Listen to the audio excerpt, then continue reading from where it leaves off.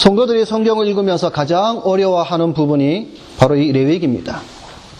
성경 안에서 이 레위기는 가장 밑바탕에 흐르는 물과 같습니다. 이 흐르는 물과 같은 이 레위기를 모르면 성경을 이해하는 데 있어서 불완전하게 됩니다. 레위기는 하나님께 올바르게 나아가는 방법, 즉 제사를 통하여 설명을 해주고 있으며 하나님의 백성들이 세상에서 어떻게 살아야 하는, 즉 구별된 삶이 무엇인지를 가르쳐 주는 것이라고 말씀을 드렸습니다. 여러분, 교회를 다닌다고 해서 모든 사람이 다 구원을 받는다고 생각하지 마시기 바랍니다. 성경은 그렇게 말씀하고 있지 않습니다. 성경에는 알곡과 쭉정이가 있다고 분명히 말씀하고 있습니다. 알곡은 모아다가 곡간에 놓지만 쭉정이는 모아다가 불에 던진다고 성경은 말씀하고 있습니다. 알곡인 성도는 레위기의 말씀에 따라 하나님께서 제시하시는 방법으로 예배하며 생활하며 믿음으로 나아갑니다. 그러나 쭉정이는 그러지 않습니다. 레위기의 말씀을 마음에 두지 않습니다. 하나님께서 제시하시는 방법으로 예배하지 아니하고 자기 마음대로 예배하며 신앙하며 믿음을 보이고 있습니다. 그리고 세상과 다르지 않고 구별되지 않고 세상과 짝하며 간음하며 타락된 삶을 살아갑니다. 오늘 우리가 보는 레위기의 말씀을 살펴보면 1장부터 10장까지는 제사와 제사장, 그리고 잘못된 제사로 인하여 2명의 제사장이 죽는 비극의 사건이 기록이 되어져 있습니다. 1장부터 7장까지 제사와 규례에 대해 자세히 말씀을 하시고 8장, 9장에서 제사장을 위임하시고 10장에서 제사를 드리는 2명의 제사장, 즉 아론의 아들인 나답과 아비후가 죽는 사건이 나옵니다. 우리가 나중에 10장에서 자세히 살펴보겠지만 그들이 제사를 드리다가 죽은 이유는 단 하나 이유입니다. 다시 말해서 하나님께서 명하신 불로 제사를 드리지 않았다라는 것입니다. 다른 불로 제사를 드리다가 그들은 죽었습니다. 7장에 걸쳐서 하나님께서는 분명히 제사를 어떻게 드려야 하는가를 아주 상세하게 말씀을 해 주었음에도 불구하고 아론의 아들들은 그것을 무시하였습니다. 오늘날도 마찬가지입니다. 우리가 하나님께 예배하는 것도 어떻게 예배를 드려야 하는가를 성경은 우리에게 제시해 주고 있습니다. 우리가 그것을 무시하고 자기 마음대로 예배를 드린다면 구약시대처럼 이 아론의 2 아들들처럼 죽습니다. 비록 지금은 구약시대처럼 죽지는 않지만 그 의미는 동일합니다. 자기 마음대로 예배하는 행위는 아무 유익이 없습니다. 죽은 예배나 마찬가지입니다. 죽은 믿음이 아무 쓸데없듯이 죽은 예배는 우리에게 아무런 믿음의 유익이 없습니다. 우리가 지금까지 레위기 말씀들을 1장부터 살펴보았습니다. 여러분들이 이 말씀을 들으면서 잘못된 것들은 회개하고 바르게 하나님께 나아가는 제사장 나라의 제사장으로, 거룩한 백성으로 우리는 나아가야 합니다. 레위기의 말씀을 들으면서 이러한 변화가 없다면 우리에게 과연 무슨 유익이 있겠습니까? 무슨 의미가 있겠습니까? 구약의 이런 5가지 제사를 통해 우리가 하나님께 바르게 나아감과 섬김의 자세가 어떻게 해야 하는지를 우리가 바르게 잘 배워서 그 말씀대로 나아갈 때에 하나님께서 그 제사에 드리는 그 제물을 통하여 향기로운 냄새라 하나님께서 기뻐 받으신다라는 사실을 우리는 잊어서는 안 되겠습니다. 1장부터 5장까지는 구약의 5대 제사인 번제, 소제, 화목제, 속죄제, 속건제에 대한 말씀입니다. 그리고 6장, 7장은 5가지 제사들에 대한 제사장들이 행해야 하는 보충 내용들을 설명하고 있습니다.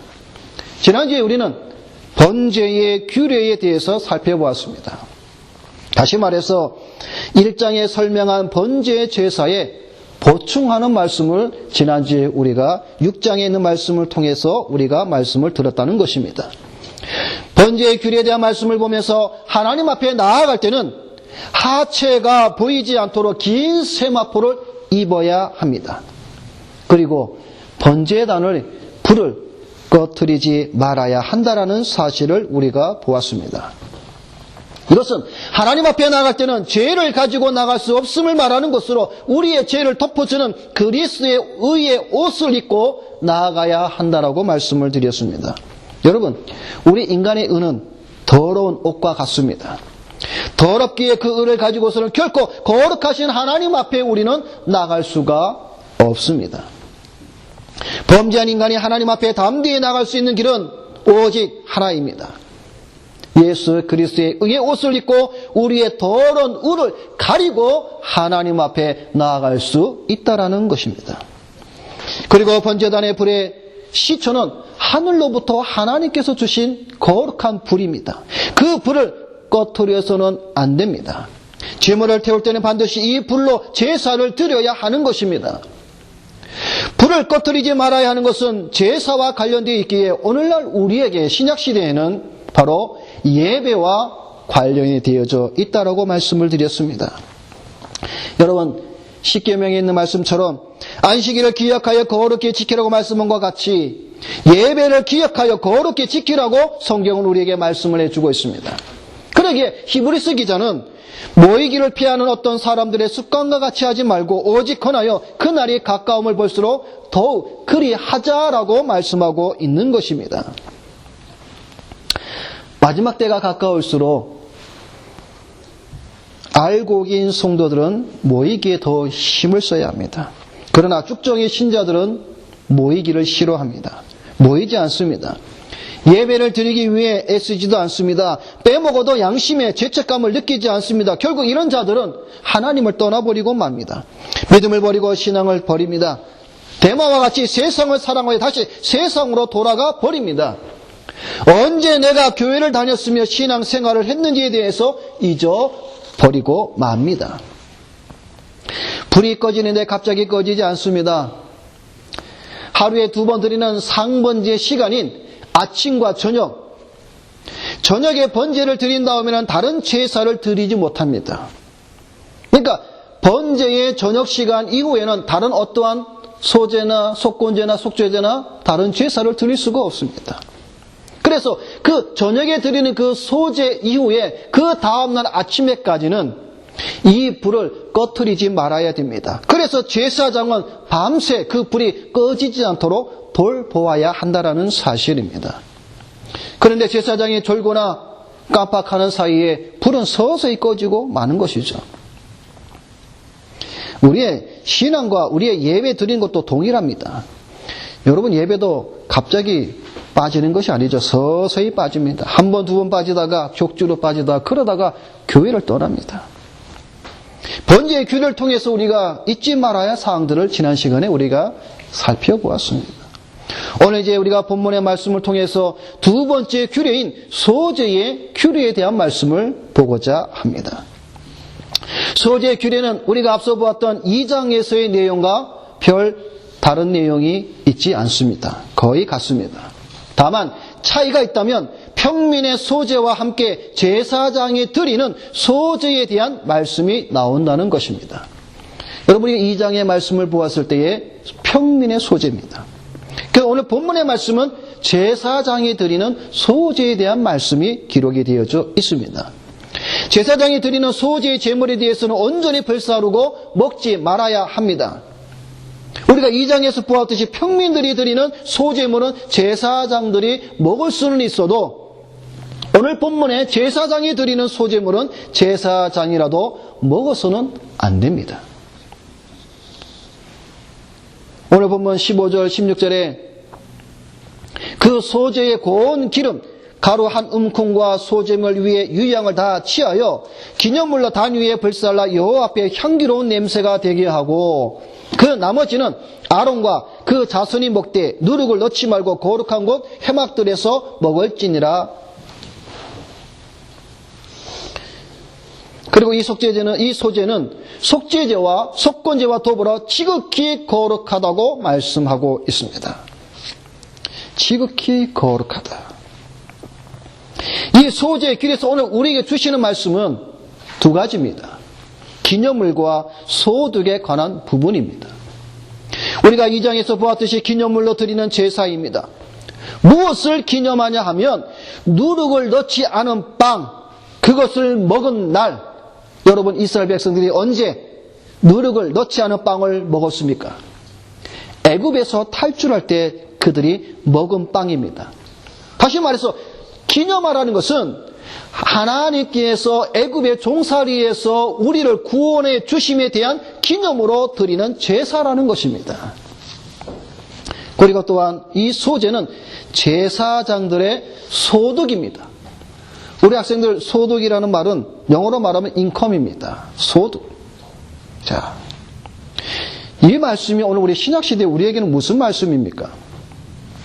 교회는 세상으로부터 구원하여 주신 하나님의 은혜를 기억하며 예배를 드리는 성도들의 모임이라는 것입니다.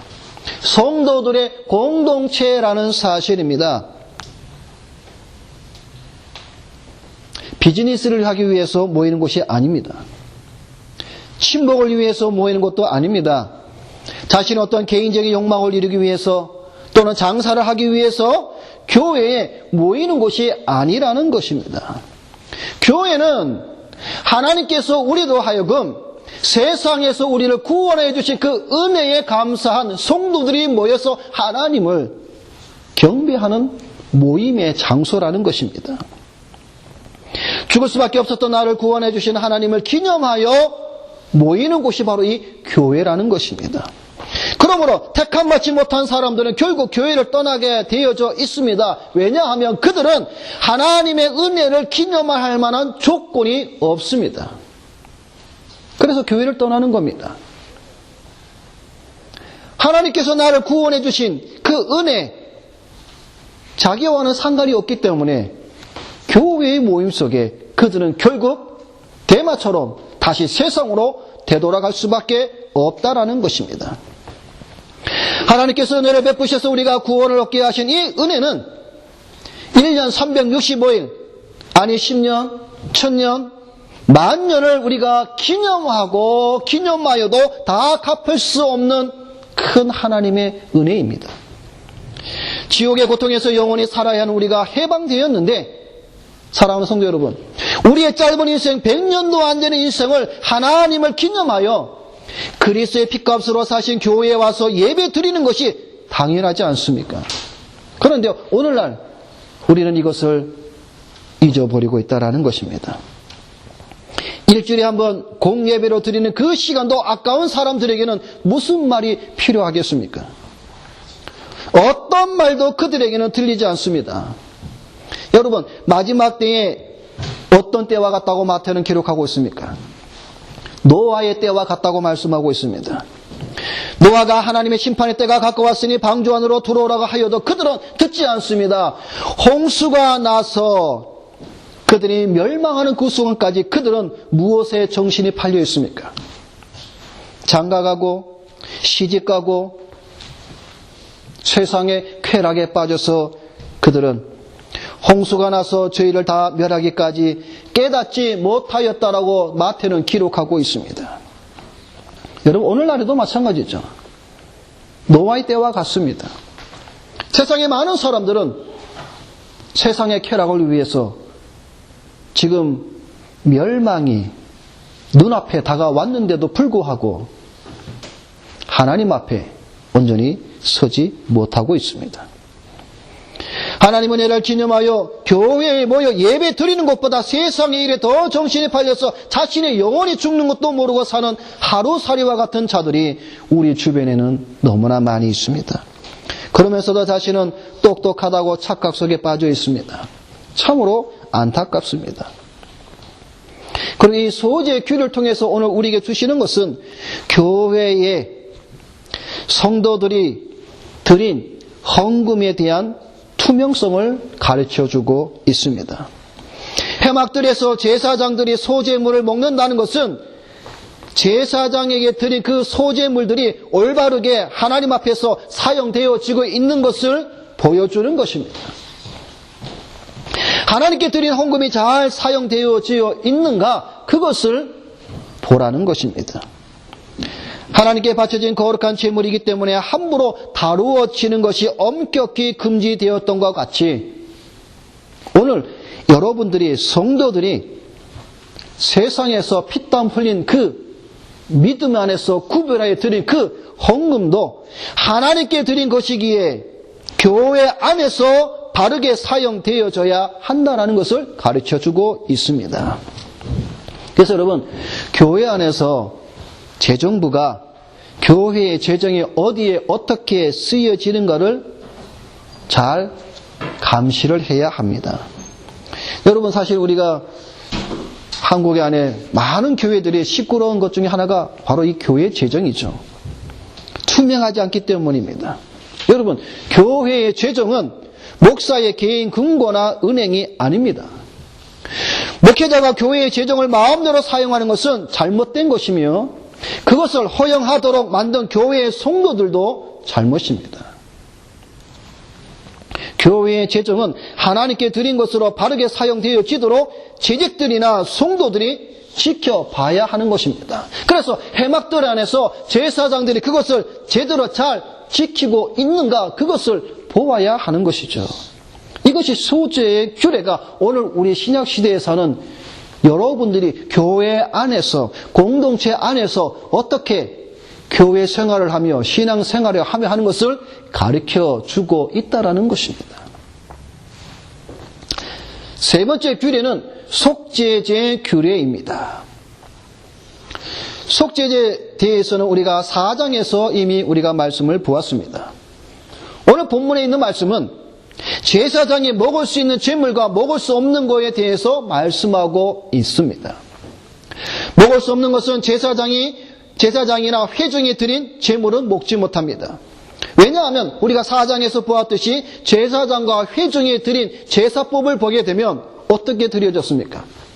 피를 받아가지고 그 피를 성소 안에 들어가서 휘장에 7번 뿌리고 그 휘장 앞에 있는 금 향단 뿔에 바르고 나머지 피는 다시 그것을 성소에서 가지고 나와서 밖에 있는 번제단 불에 쏟아 부어 넣습니다.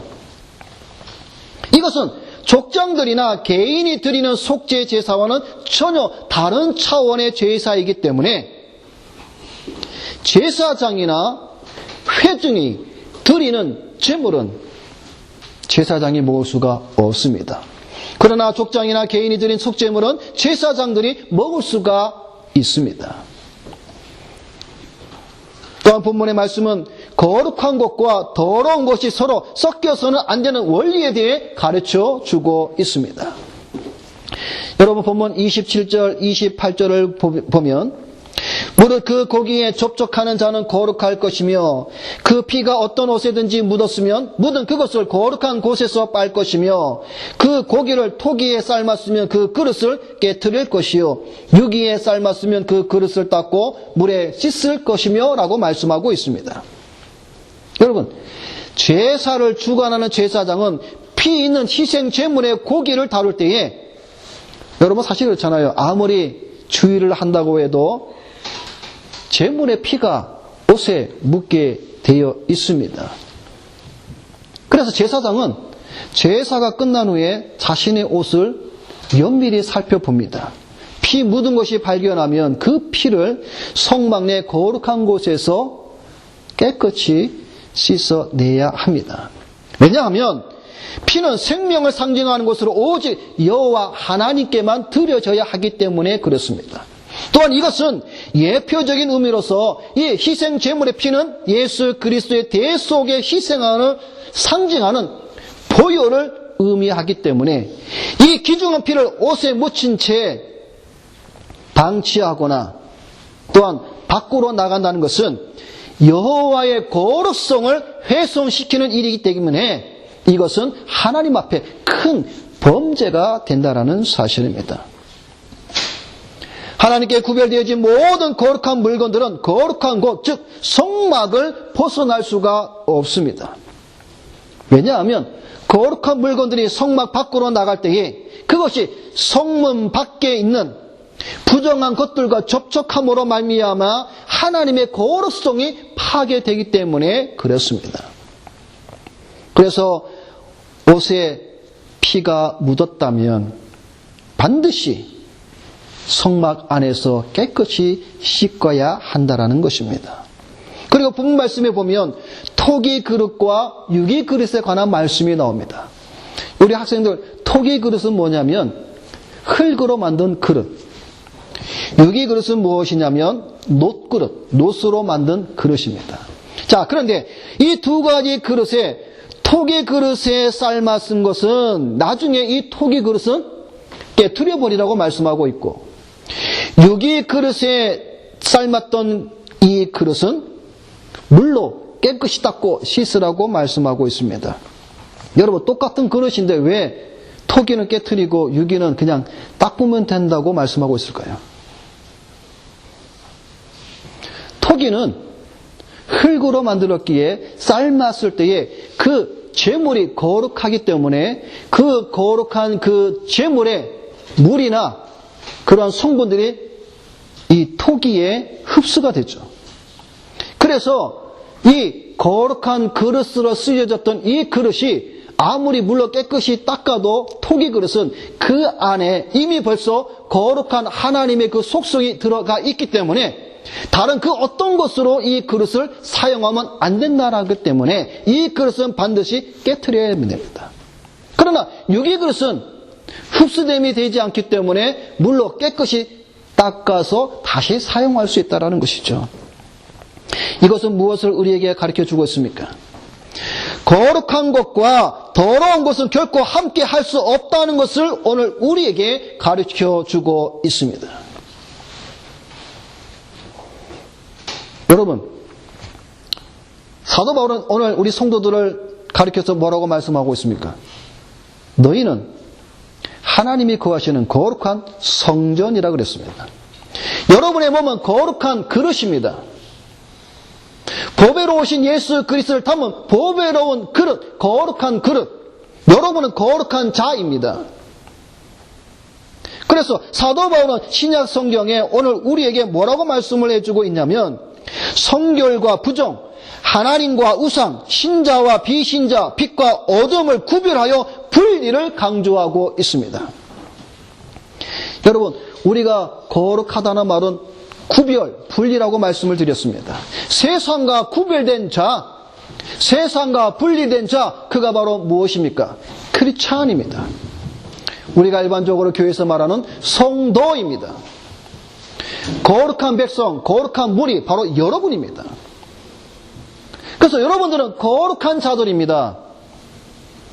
거룩한 자가 세상에서 구별되지 아니하고 분리되지 않는 것은 하나님 앞에 죄를 짓는 것이죠. 그래서 성경의 말씀에 보게 되면 믿지 않는 자와 멍에를 같이 하지 말라. 무슨 말씀입니까? 믿지 않는 자와 결혼하지 말라는 것이죠. 멍에를 같이 매지 말라. 어찌 빛과 어둠이 함께 사귀며 그리스도와 벨리알이 어찌 조화되며 믿는 자와 믿지 않는 자가 어찌 상관하며 하나님의 성전과 우상이 어찌 일치가 되리요. 여러분, 레위기 소후대에 여러분에게 이런 말씀을 드렸습니다. 레위기는 신의 산 언약이라 그랬습니다. 제사장 나라에 사는 거룩한 백성들이 지켜야 될 법이 레위기라고 말씀하셨습니다. 여러분은 다 제사장이며 거룩한 하나님의 나라의 백성입니다. 그래서 그들이 가나안 땅에 들어갔을 때 가나안 땅에 있는 그 7 족속들이 행하는 그런 이방 풍속을 너희는 쫓지 말라라고 말씀하고 있습니다.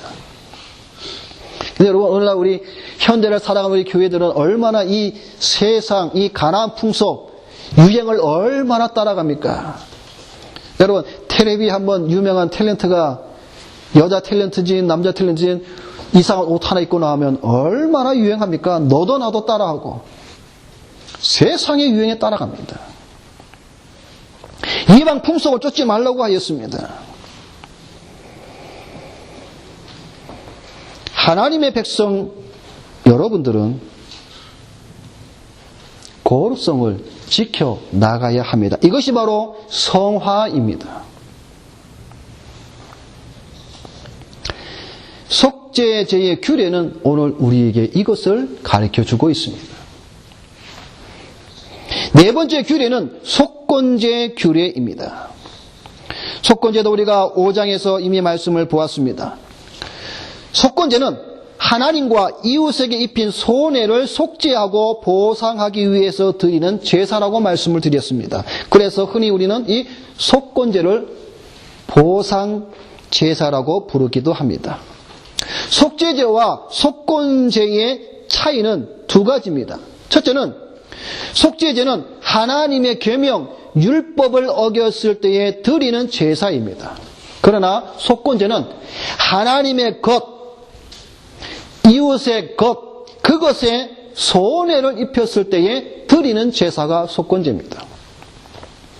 속죄제는 죄를 깨닫고 제사만 드리면 되지만 속건제는 제사뿐만 아니라 피해를 입힌 그 피해자에게 피해 액수의 20%를 계산해서 드려야 합니다. 이게 속건제입니다.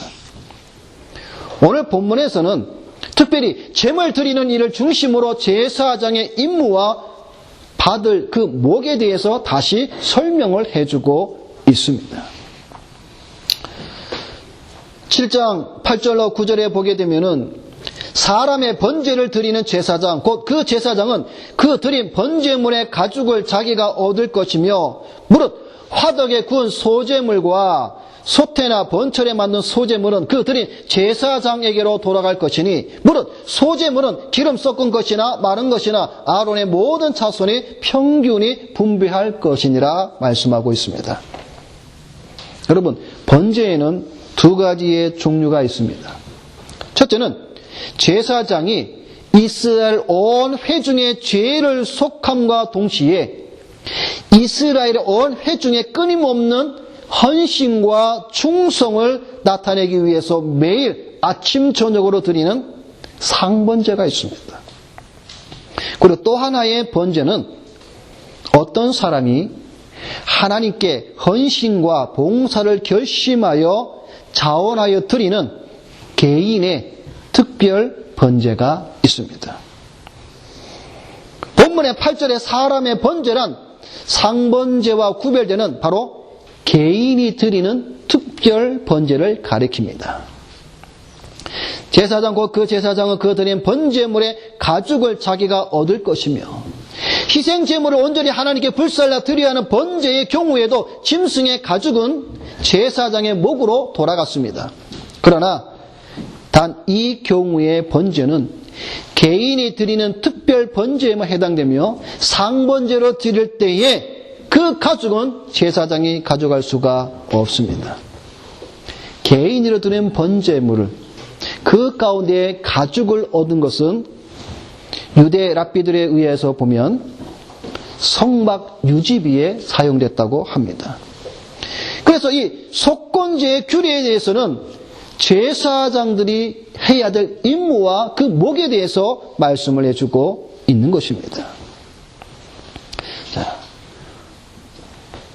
9절에 아론의 모든 자손이 평균히 분배할 것이니라. 그러니까 속건제는요, 교회 안에서 평등하게 나눔을 가르쳐주고 있습니다.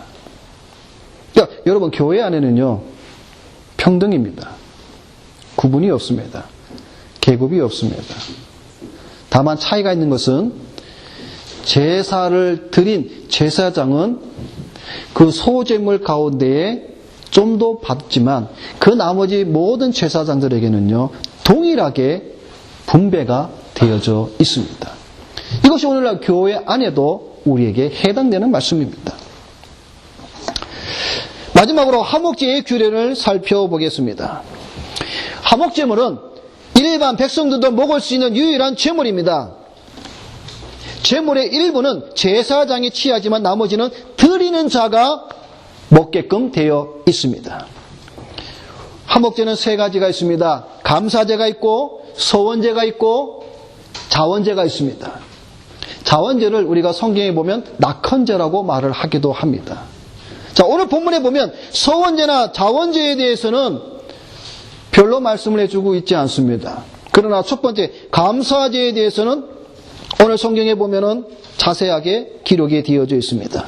여러분, 감사제는 하나님께 감사하거나 찬양할 일이 있을 때 드리는 제물입니다. 그런데 여러분, 이 감사제를 드릴 때는요, 반드시 동반해야 되는 소제물이 있습니다. 세 가지가 있습니다.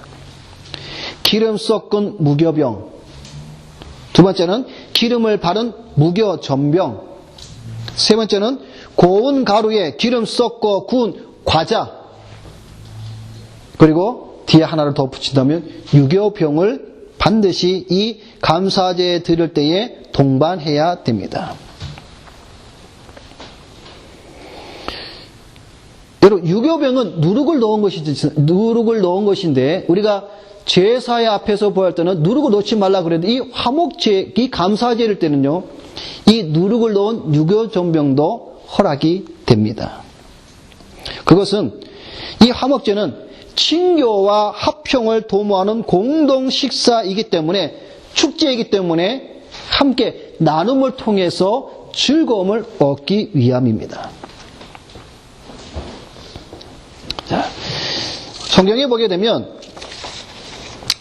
이 감사를 여러분 시편 107편을 보게 되면 여행에 돌아왔을 때, 질병에서 고침을 받았을 때에 하나님 앞에 감사제로 드리는 것을 우리가 살펴볼 수가 있습니다.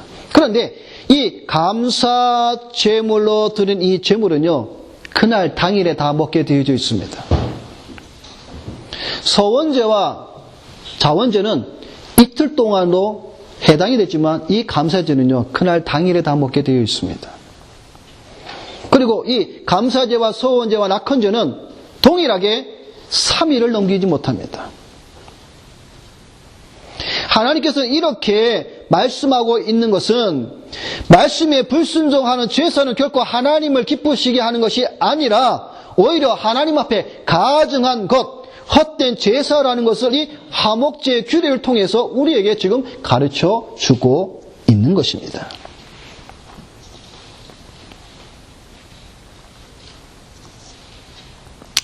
여러분, 말씀에 순종치 않는 제사는 하나님 앞에 가증한 것입니다. 헛된 제사입니다.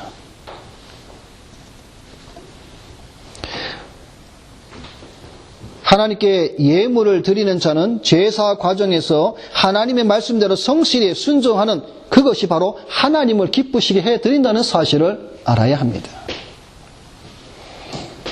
여러분, 이것이 바로 6장과 7장에 앞서 우리가 보았던 5가지 제사에 대한 보충 설명입니다. 여러분, 말씀을 맺습니다.